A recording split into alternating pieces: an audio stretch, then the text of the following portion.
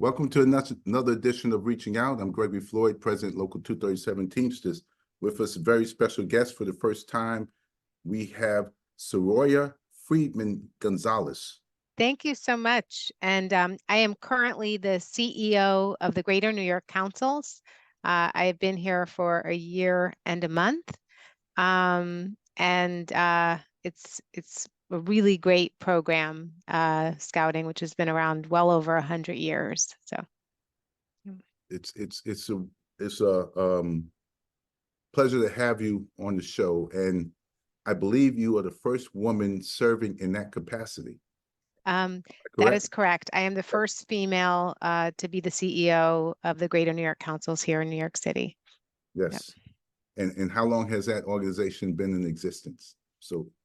So we are well over 100 years. We've been around since almost 1910. So yeah. We're well over 100 years here. Yeah, Scouting in New York City has been thriving, and the past year we've had some growth, which is terrific for us. Yeah. Yes. So I want our listeners to understand that you are virtually the first female serving in that capacity in over 100 years. Yes. Yep. Okay. Most people have an idea of what the Boy Scouts are about. Mm-hmm. You tell us a little bit about what the Boy Scouts are about. So, so nationally, and actually it's a worldwide program, a big part of what we do is trying to develop young leaders through outdoor adventure.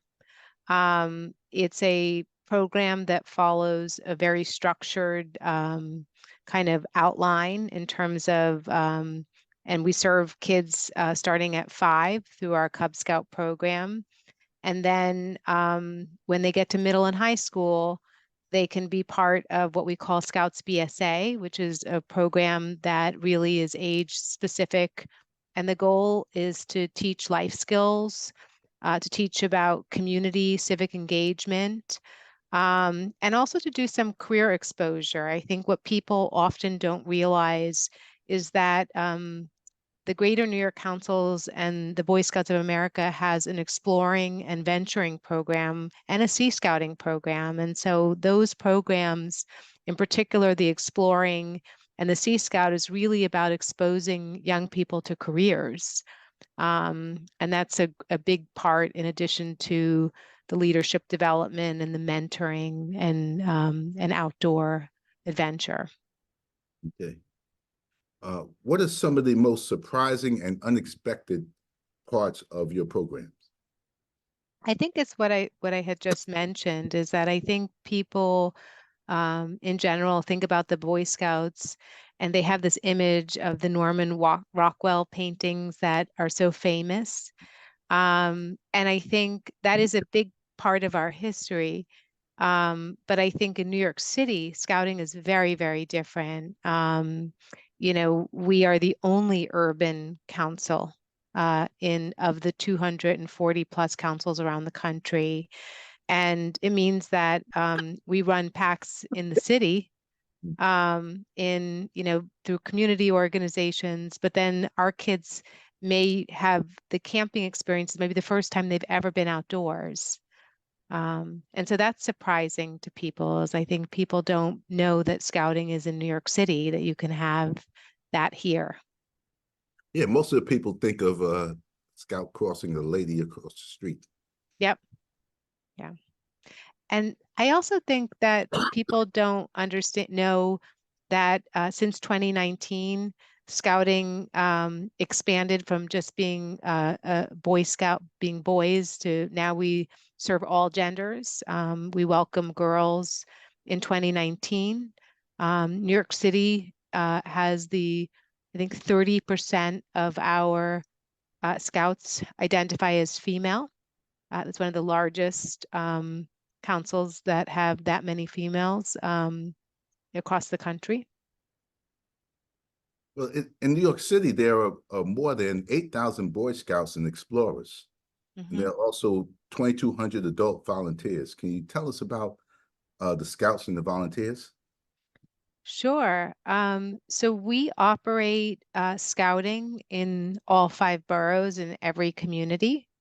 Um, the Greater New York Council, 70% of the youth we serve receive financial assistance of some kind to do 1 year of scouting. We are in the schools. We operate in community-based organizations. We operate through faith-based organizations. And our kids are the kids in New York City. When you look around, they're representative of lots of different religions, ethnicities, races. And I think the best part of scouting in New York City is that it's probably one of the only programs that brings together so many different kinds of people and really welcomes the diversity of New York City. It's rare that you can do a program, a camping experience, and meet kids from different backgrounds and neighborhoods, and that you're really brought together by scouting values. And if someone wanted to get involved, either as a volunteer or have their children participate in your program, how would they do that? So most of our adult volunteers are engaged in the program typically because they either have children or had children in the program. And we have almost 400 units throughout the city. You could certainly visit our website, which is www.newyorkcityscouting.org, and you would identify a troop nearby. Um, and and we have a troop, a unit in almost every neighborhood, so they could reach out to us online. There's a job form to fill out, and we could connect them. And we encourage, even if you're only slightly interested, to reach out, and we could connect you to a nearby unit and a pack or troop, and just try it. Visit that pack or troop and see if it's something you'd want to do. Okay. And what can a family expect from scouting? People always joke that they have this ongoing joke about it's only an hour a week. I think families join scouting initially either because someone in their family was an Eagle Scout or in scouting, or a friend tells them to join. But I think what people find is that it's a community. And so what winds up happening is there's a lot more, people spend more time together than they initially think they will. And it becomes like a family, an intergenerational family activity that really brings families together and communities together. Um, and I think that's one of the things that makes it really special. But then there's a very structured program that's centered around both advancement and skill attainment, and really trying to connect young people to issues. The merit badges are very much, and the advancement is really about getting young people to learn about civic engagement, about giving back to their community, about working together. Everything that you do when you go on a camping trip, you are highly dependent on your patrol. So you're moving in a group. The kids in a patrol are within either in the same grade or they're within 2 years of each other. And you really learn to rely on your peers. It's a youth-led organization, and it builds some of the greatest leaders out of it. And I don't think there's a single program like us around that is that holistic. Well, it's definitely one of the most famous and well-known programs throughout the country and throughout the world. So Yeah. yeah, and it's good to hear that the tradition is carrying on. What are Yep. some of the long-term outcomes and benefits of scouting? So we've done surveys before, and the surveys really show that kids do much better in school and stay in school. The academic outcomes for kids in scouting from before they were in the program to having spent a year are remarkable. And I think outside of that, I think what's really great in a time of isolation, and there hasn't really been a study yet on mental health, but we know that the pandemic and just technology in general has created enormous isolation for kids and young adults. And I think scouting, being outdoors, there's enough research that talks about getting out and getting away from technology is terrific for your mental health.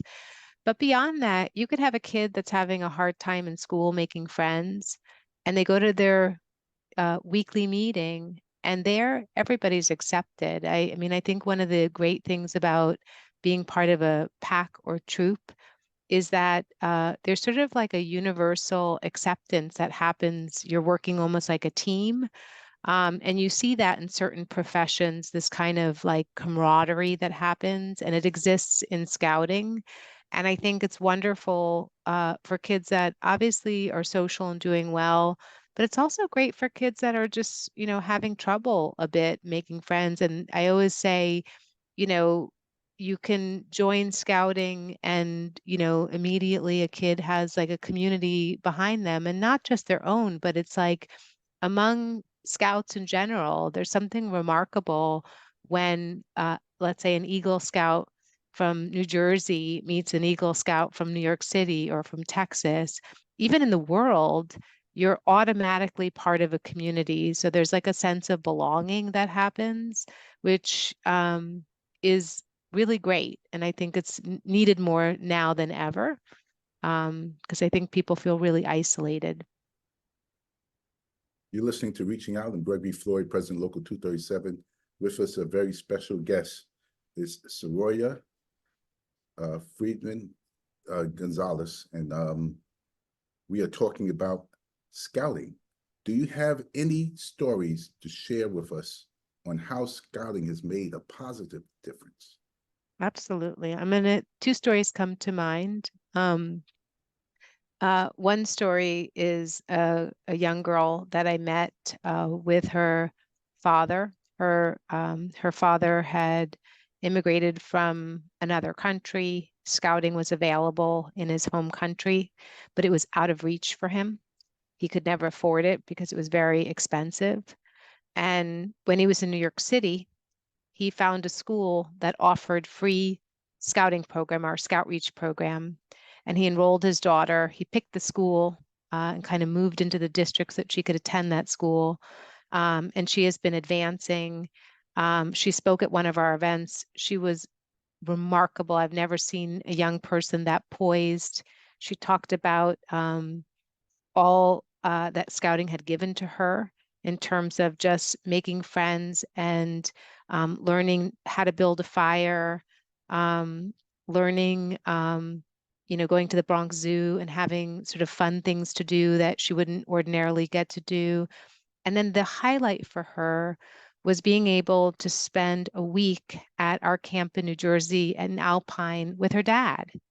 And it just was great family time. And it was really wonderful for the family overall because they got to go out of the city and leave the city, which a lot of families don't get to do, and be plugged into a program and have that. So many families get out of the city, and there's so many families that don't.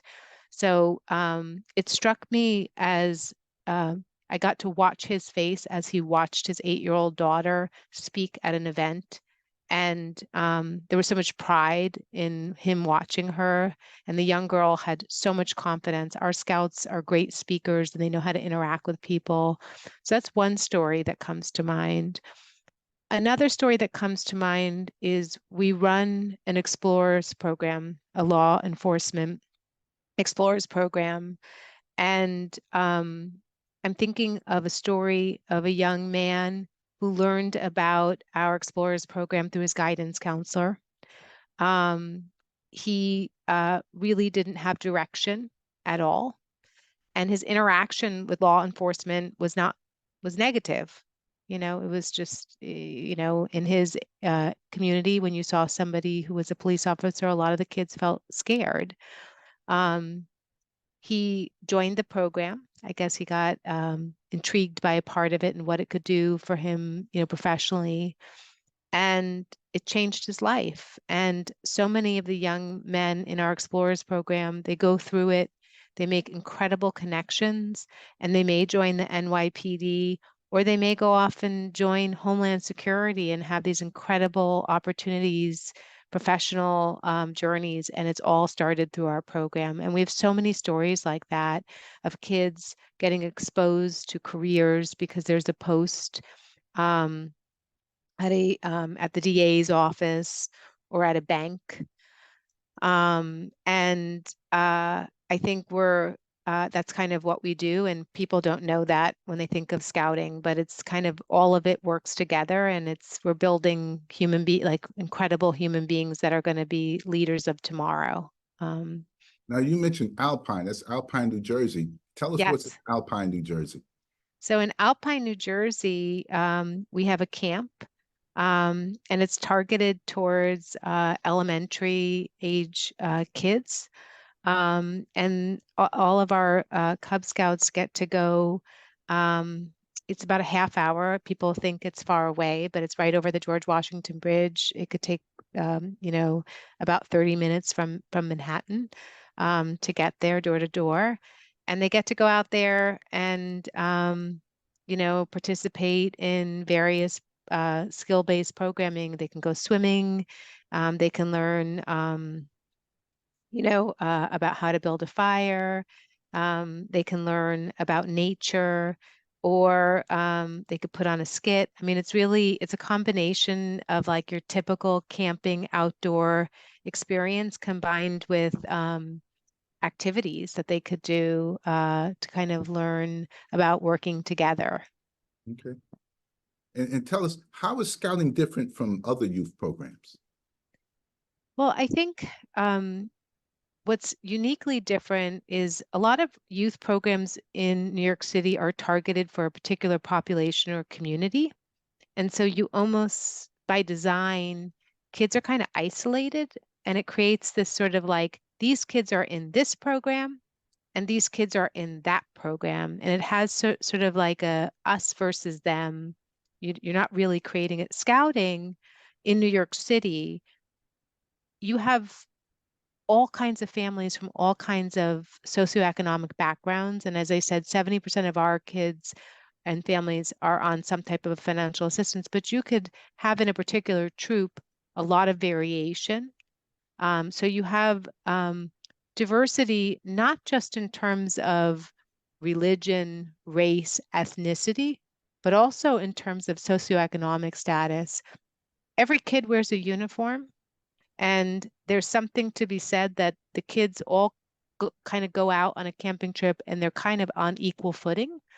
And no kid gets to get ahead or not because of where they come from and who their family is. It's all in the books. You either achieve the rank or you don't. And I think there's that aspect. But then in addition, you have both outdoor experiences, which is important for mental health and just getting out there, combined with life skills and wilderness training. Our kids learn how to do first aid and CPR, or they could get a scuba diving certification. They learn archery, how to ride a canoe. But then they also could do a merit badge that's based on a particular skill. So you could do an astrology merit badge if you're really interested in, sorry, not astrology, astronomy. So if you're really interested in learning about the stars and the universe, or you're more STEM oriented, there are merit badges that are very focused on the sciences, on the environment, on oceanography, on topography. I mean, there's all this whole world of merit badges, or if you're more of an outdoors person, there's certain Eagle required. So all of our kids get a swimming merit badge. And by the way, when you think about the number of kids in New York City that don't learn to swim, how great is that it's part of our program? And we teach kids that wouldn't otherwise learn to swim. And in the summer, that's really important.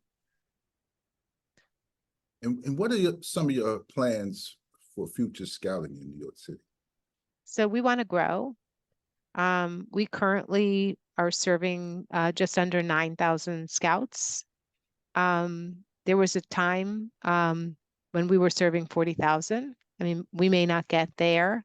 but we feel that there are so many communities that could benefit from our program that we really want to get out there more. We want to do more partnerships with schools, more partnerships with faith-based and community-based organizations. And we want to engage whole families into our programming because we think there's nothing better than family well-being than going out and taking a camping trip with your child. That's healing.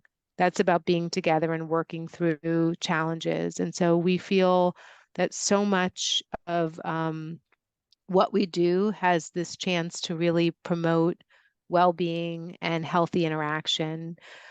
All of our kids understand that there are certain values that we're trying to achieve, being friendly, being courteous. We have Scout values and we're promoting that. I think we need more of that. I think more kids need to be able to interact even when they disagree, but to be cordial. And so that's part of what we do as well. And so that's our goal, is to get it out there more and to offer it to more kids and more communities. Now, why do you think the drop went from 40,000 to 9,000? Was it financial? Was it just interest, participation? I think the organization has gone through a lot of shifts in ideology over the years. I think COVID was really hard. We're an outdoor kind of program, and I think for nearly 2 years, the world was shut down, and I think that impacted us. And there were some other things that really kind of hit the organization hard. But I think in kind of being a forward-moving organization, I think Scouting has never been more welcoming and more inclusive today. And I think people need to know that. I think the leaders that are operating the program are really all about, and this is not just in New York City, because I've been and I've met my colleagues in other areas. We really, when we say Scouting for all, we believe that everybody should be a scout if they want to. All kids. We have to figure out a way to bring more kids into the program, and that kids feel welcome and included, and that they have a community. And I think that's what makes it different today. And I think the organization has evolved a lot in the last several years. So how do you scouts get their funding? And if people are listening, how would they be able to help you achieve your mission? So we always take private donations. We would, always accept a donation from an individual that wants to make a difference in youth and communities in New York City. We get our funding currently through program fees, although, as I told you, in New York City, we provide scholarships to most of the communities that we serve. So we depend a lot on grants, institutional support from foundations, and private donations from wealthy donors that really either they were a scout or they believe in our mission.